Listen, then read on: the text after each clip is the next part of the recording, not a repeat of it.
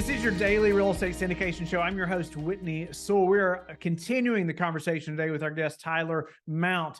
He has brought so much value to us over the last 2 days. He is going to continue today. If you are trying to attract investors and add value to them, you're going to want to listen to every part of today's show.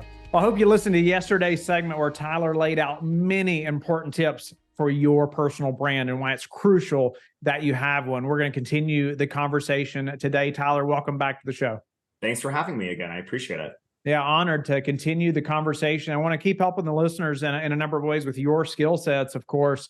And obviously, again, we're trying to attract investors, right? We're trying to add value to them, build that trust, just like we talked about yesterday. You laid out so many great ideas I hope the listeners paid attention to. But I want to dive in a little more, as the company, okay, let's say we've built a personal brand, right? We have a number of investors on board. And we want to continue that trust and conversation and adding value to them in some ways that we may do that as a newsletter or webinars or things like that. And just what are your thoughts behind those kinds of pieces of content and continuing that trust and relationship? Yeah, absolutely. So when we talk about any level of content that is consistent in nature, whether that's, a free value add like a webinar or a newsletter, keep in mind, we first have to understand the purpose behind these things. So let's take newsletter for an example. Are we ever really going to convert someone who's reading the newsletter to sale? It's very unlikely, right? We have to have realistic expectations. That's not the purpose of the newsletter. Sure, it needs to be value add, but the point of the newsletter is to remain top of mind with consumers, okay? So we know that on average, okay, the investment cycle is a little shorter, but in the United States, people are transacting every 13 years in real estate, okay? So the perfect example here is every single person I'm reaching out to on my newsletter, whether I'm on the investment side, the commercial side, or the resi side, the majority of them aren't ready to transact. However, you have to remind them every month that you are ready, willing, and able to transact when they're ready. Keep in mind, this is a great source of referral traffic. Why? Because even if I'm not ready to transact, maybe my mother-in-law is downsizing. Okay. And that will allow us to have a different conversation. Maybe my father has now retired and is looking to invest in real estate. Those levels of understanding is what's really, really important here. So if we set our sights on just remaining top of mind, focusing on that open rate of the newsletter, sitting above 22%, we say that's the industry average here in real estate, specifically on the investment side, we're doing our part. From there, we need to make sure within the newsletter, there's value-added content. The first thing I will always see with my new clients is everything being real estate focused, right? Let's talk about the interest rates. Let's talk about my listings. Let's talk about why I need investment. Let's talk about the importance of investment. And what issues does that cause, right? Well, it's simple. I'm not in the market today, which means your newsletter gives me no value. Instead of focusing on a personally minded newsletter, because let's be clear, we will never avoid or completely be able to forget that, you're working in real estate, right? It's synonymous with you. You don't need to remind me you're doing that in order for me to be, privy or remember. So what I would say here is, starting the newsletter personally. Frankly, you're going to get a lot more investors by talking about your trip to Disney World with your family than you are talking about interest rates. Why? Because that person reading on the other side just took their children to Disney World and had a terrible experience. Now we have a common denominator where we can build a relationship. That is what moves commerce forward, not telling you about a subject. Okay. So that's newsletter. That's number one. Number two is in the same vein, like, the traditional webinar route, right? I teach webinars for free, just like I know many of the listeners do as well. And the reason I do that is to convert, right? I do that so I can build a relationship with the person. I don't expect anything from the webinar, but at the same time, I know that if I get someone in front of me and they get to talk to me and interact with me and they realize oh, I'd actually like to work with this person, that is how we convert. So those two tactics are really, really, really important as long as we approach them from a relationship-based personal level, which I find the majority of my clients are avoiding. So much good content right there. What other forms have you seen work or do you use or recommend using out, like newsletters, webinars, those things to continue the relationship? Well, look, Whitney, not to be dramatic, I'm about to change your life. I'm about to change the lives of your viewers. Okay. I have done many podcasts in my career. I've been on TV many times, but I've never shared this publicly in this forum. I'm going to walk you through what I have found to be the biggest business hack and game changer in the realm of digital marketing in my career. Okay. I figured this out probably 90 days ago, 120 days ago. And when I tell you that my business has been revolutionized because of it, it's not, it's an understatement. Okay. So what I'm about to explain is how I lead generate and build relationships with cold leads via LinkedIn. Okay. This is the brainchild of a very, very affluent marketer and recruiter named Jeff Martin, who worked for Gary Vee for a long time as Ryan Serhant's private recruiter, and my personal publicist, Justin Goldstein out of New York City. And what we did together was build an automated system that connects me with the right people who need to be in my inbox and builds relationships with them. And I'm going to break it down to you really, really simple. Okay. This is the LinkedIn life hack. Okay. Number one, I want all of your listeners to add 20, no more, no less, 20 new connections on LinkedIn a day. Now, I want you to be strategic here. Who is your built-in consumer? For me, I work exclusively with business owners and real estate agents, investors. Okay. And so those are the people I'm going to target. Okay. So I'm adding 20 new connections a day. Now, keep in mind why I do this. LinkedIn is unique. The culture is such that you accept almost every one of the connections you get. Is that the case on Facebook or Instagram? No. Here on LinkedIn, it's almost expected. So if I'm sending out 20 a day, I'm probably getting 15 accepted requests from strangers I've never met. Then the second step, okay, an additional step is I reach out to every single person who accepts my request and I write something very simple. That's like, hey, glad to see that we're connected. Would love to find out more about your business. Schedule some time with me here. I throw in a Calendly link, which automates the process. Okay. Now, what's important to remember is the third and final portion. Okay. I connect with all of these people for a day, 15 minutes each, an hour of my day. And when I get on these calls with people, I do not talk about myself. I do not talk about business. I do not talk about sales. Okay. I ask them about their business. They ask what I do. I'm polite. I answer in 10 seconds or less and I deflect back to them. And then I ask them one major question, and it's this. At the end of the day, what is something that I can do for your business, no catch, completely free, that might help you? And you will see people stare at you as if you're speaking in a foreign language. And they'll eventually answer. And as long as it's possible, I will follow up on that promise, right? I had an agency owner meet with me 2 weeks ago, said, oh, do you know a corporate lawyer? I need all of like my SOWs and MSAs and all of these contracts drawn up. And I said, look, yes, of course I have a business lawyer, but let me just send you my templates, right? I paid 50 grand for them, but there's no need for you to, right? He's already sent me 3 clients. And it's because I show up to build a relationship.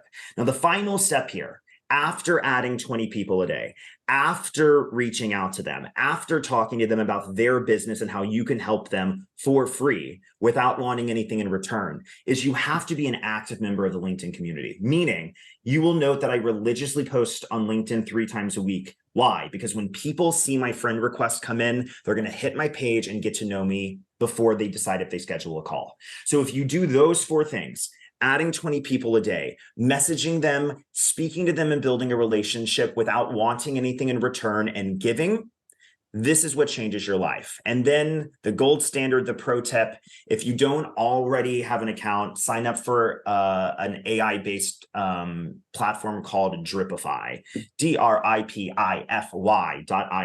Okay, Dripify does everything I just told you and automates it for $50 a month, right? So right now, I have all of my leads from a search on LinkedIn populating every single day, 20 a day, automatically sending out those messages, all automatically hitting my calendar and allowing me to focus on meeting the client versus doing the cold outreach. That has doubled my business in 90 days, and it's doubled the business of my clients who have implemented.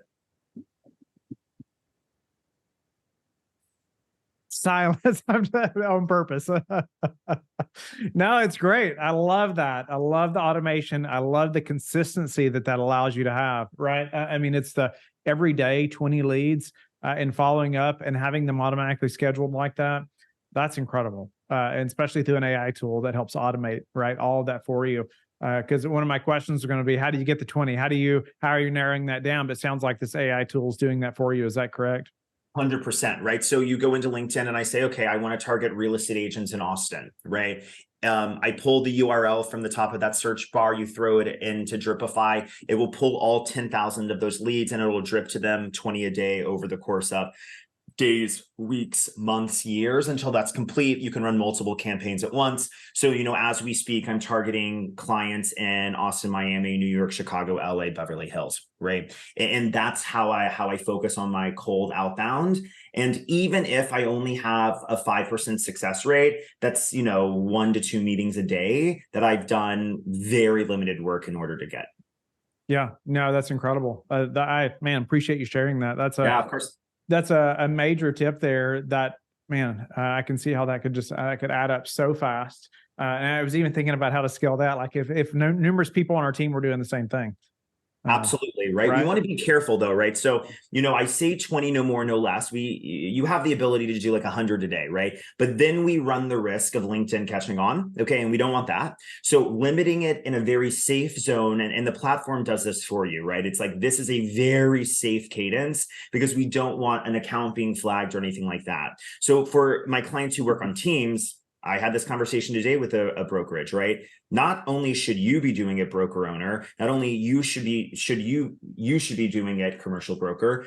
It really is about everyone on your team doing it. That's how you magnify and multiply this in a very, very safe and regulated manner. Yeah. Wow. No, that's incredible. What about the follow-up after the call?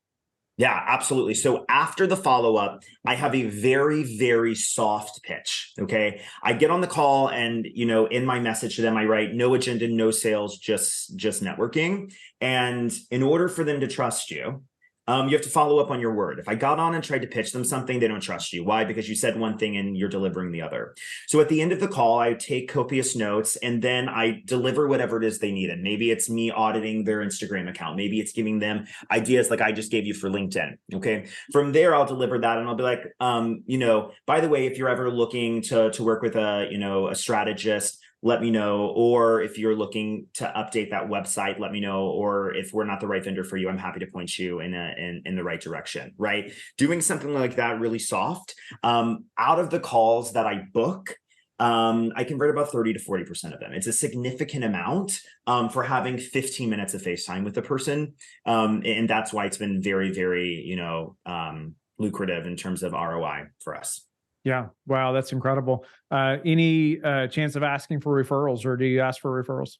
Yeah, absolutely. I mean, the majority of my business, like a lot of my clients, is based in referrals. I'd say 60% of my business is based in referrals. That's why having a positive client interface and client and customer service is key. Obviously, I couldn't sit here and say every single one of my clients has been happy the entire time. There's no world in which that exists. However, I'm solution oriented and I always make it right. Okay. And that's what's really, really key. So ultimately, things happen in business. The overwhelming majority, dare I say 99% of my clients are always thrilled and happy. You will always have the 1%. And even though you think on paper, you don't need that 1% to continue your business, that 1% over the course of 10 years multiplies to 10%, 20%, 30%. And that's why every single one of your clients should be treated as if they're your best client and your most expensive client, because ultimately that ripple effect could do just that. Yeah. Yeah, no doubt. No doubt. No, that's a great advice as well. Earlier in yesterday's segment, changing gears just a little bit, you mentioned the process of marketing efforts. Could you elaborate on what that means? Or maybe we're talking about numerous different types of content that could be sent out, or about what does that mean exactly? Yeah. So whenever I talk about the process of marketing, I really try to set this up in tiers. Okay. The first thing we always have to establish is your visual identity. This is where I start with every client. Okay. If I have a brand, which you do, whether you like it or not, okay, because I'm going to talk about your personal brand, okay? I don't care about the company, I care about the personal brand. Your personal brand has to have a look and feel. Does it look stylish and elevated and modern like Uber or Apple? Is it more of a refined, elevated, let's say, legacy brand like Rolex or Cartier or Ralph Lauren? Okay, because those two brands have very different feelings, and consumers instantly pick up on a perception, keyword perception, of what that means about your company. This also defines what all of the other marketing assets you're going to create, from business cards to newsletters to mailers to your social posts, okay, what they're going to look like. We can do nothing in marketing without first visual identity. That's logo, your iconography, your typeface, all of those things. Okay, that's where we start with my clients on the agency side. From there, we go to website. That's the second part of the process. Why? Because I have to have the epicenter. I know what it's going to look like because I already have your visual identity, but then my team builds out that epic website to tell that narrative in a first-class way. From there, we have the very limited foundation. Right now, I'm still not thrilled by this ecosystem, so we have to continue to expand it consistently. The two forms of content that we can post regularly is both the newsletter, which we talked about, remaining top of mind with consumers monthly. Again, matching and adhering to that visual identity. Okay, Tiffany's is always Tiffany's blue. They don't do orange one month. Okay, I find that a lot of clients of mine are very mismatched in their branding, yet they act like they're a luxury brand, right? Cartier, Gucci, Tiffany's, Apple, they all are consistent in their branding. There's no question on what color the Tiffany's catalog is going to be this season. Okay. Then from there, we have to start talking through social. Okay. This is the best way next to newsletter for us to remain top of mind. Okay. Consistently posting at least 3 to 5 times on these platforms is necessary. Why? Because we have to constantly remind consumers that we're ready and able to transact with value-added content. Now, let me be clear what I mean by value-added. It doesn't have to necessarily be educational or informative. Comedy is value add. Why? Because it provides something to a consumer. Okay. From there, we actually talk about the other intricacies. We talk about the systematic processes that power your business. If you have tons of leads, but you don't have a CRM, you're screwed. Right? If you have tons of leads and you don't have an email client that integrates directly with your CRM, we're sunk. Right? Are we using performance marketing? Are we using paid social? If so, where do those leads funnel through? Okay. We have to ensure that the marketing system that we have in place that is hopefully producing leads for you while you sleep actually has a place to store those leads and keep them, right? So I always make my clients draw out a map in terms of every lead source and how it gets funneled. You would be surprised how many people are like, okay, well, here's my newsletter CRM. And then in Brevity, I have this CRM. And then in Follow-Up Boss, this is where I track my investment clients. And I go, there is no physical way that you haven't accidentally dropped leads through this process. We need one centralized unit. And then the final thing we always talk about is evolving and elevating, right? We have to future-proof our business. I've worked with clients who still have their assistant print their emails, right? That person isn't going to have a job. Why? Because we constantly have to innovate and elevate. Let's say 3 years ago, 4 years ago, 5 years ago, when this new thing called TikTok was coming out, everyone was resistant, right?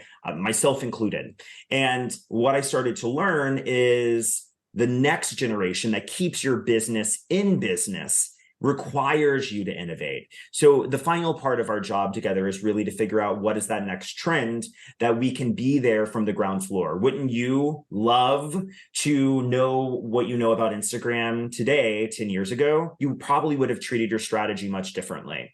And focusing on that level of content and content strategy is key. Nice. Tyler, you mentioned CRMs. Before we move to a few final questions, I get questions all the time about what CRM are you all using? What should we be using? What recommendations do you have there? I have worked with clients who have used probably every major provider, and this might not be the answer you're looking for, but I say the same thing about any system or any process. The best CRM is the one you'll actually use. I don't care what it is. If you're tracking things in an Excel spreadsheet, I think you're being really inefficient. But if that's what you do and you actually utilize it and you keep all of your contacts in order through that, and it doesn't cause you grief, then so be it.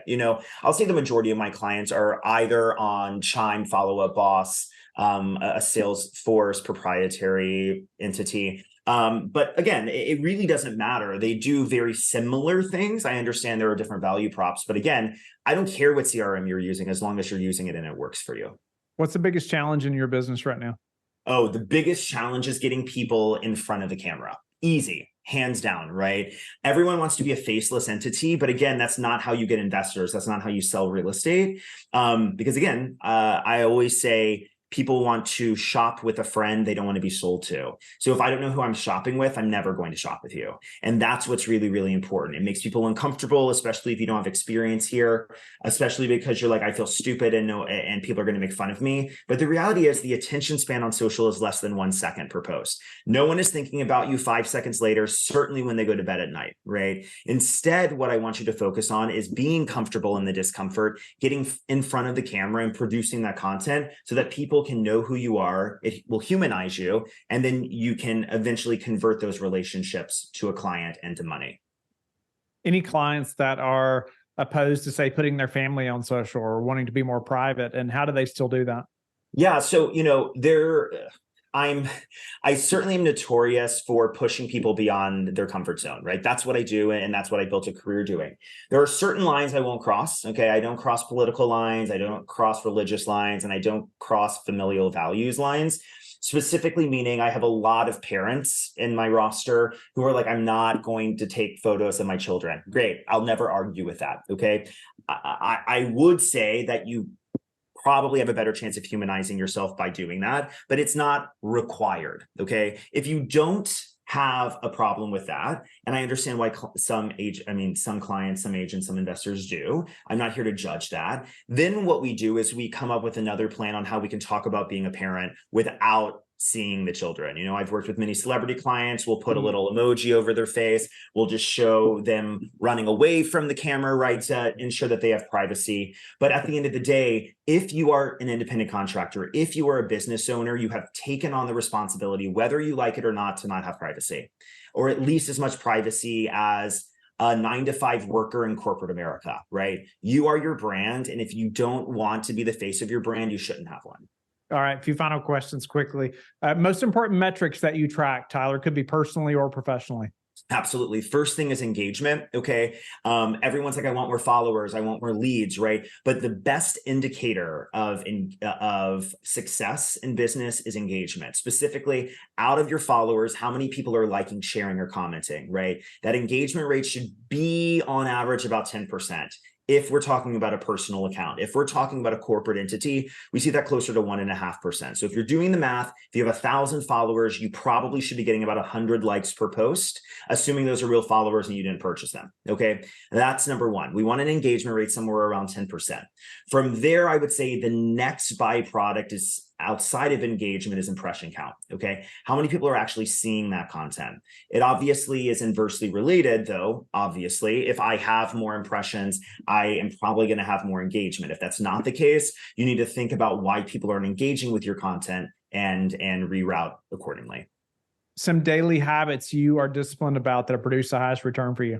Absolutely. I am wildly disciplined with a few things in my life. Some things I'm not so disciplined with. I'm at the gym every single day. It's my time that I can answer emails, but also have time for myself. Even my busiest days, I never cancel the gym. Number two, my to-do list. I am neurotic when it comes to my to-do list. I'm looking at it right now. I know what my next meeting is. I know how much time I have with you here. Any ideas I get during the day, it goes on the to-do list. It mitigates any overwhelm for me because I don't have to remember it. It's there and I'll get to it. And then most importantly, I time block religiously. I'm booked through, I have meetings in March, right? And ultimately that really sets me up for success because I'm able to plan ahead and really ensure that I'm reducing overwhelm and have some control over my day.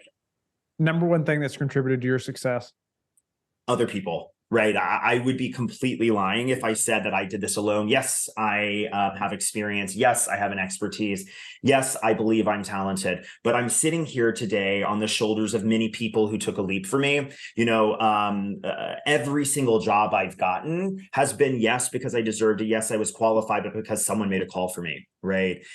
Because someone trusted me. Spencer Raskoff, founder of Zillow, one of my clients, I messaged him on Instagram. He could have gone with any human being on earth based on who he is and his financial resources. Yet there was something about him trusting me that, again, catapulted my career. I could name many clients who took a chance on me. And for them, I'm very, very grateful. But the answer is always relationships and always other people.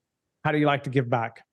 I give back every single day by giving 4 pro bono meetings. Okay. I truly believe, I say this all the time, that me lighting your candle doesn't extinguish my own. I believe that truthfully. Do some of those pro bono meetings convert? Yes. If none of them converted, would I still do it? Yes. Right? Because if I can spend 15 minutes with an entrepreneur and they go on to create the next Tesla, that 15 minutes for me, even though I'll see $0, is time well spent. Because if me and my expertise and 15 minutes can change the trajectory or the course of someone else's life, I will always, always, always be willing to do it. Tyler, amazing couple segments here. Grateful for your time and how you've given back to us over these 2 segments. I hope the listeners will go back to yesterday's episode as well. We went through newsletters, webinars, the biggest hack that he's found recently, and how he shared that. I love your transparency and willing to help us as well in that way and giving that away. And just the process of the marketing efforts and thinking through those things. Tyler, thank you again. And how can the listeners, again, get in touch with you and get their 15-minute call? Yeah, absolutely. I am just passing out 15-minute calls like Oprah passing out cars. You can visit me at tylergmount.com. Our agency's website is henrystreetcreative.com. And of course, I'm on all social platforms at Tyler G. Mount. Would obviously love to chat with you about your business. No obligation, no catch, just some relationship building, and any advice you need, I am here. Thank you for being with us again today. I hope that you have learned a lot from the show. Don't forget to like and subscribe. I hope you're telling your friends about the Real Estate Syndication Show and how they can also build wealth in real estate. You can also go to lifebridgecapital.com and start investing today.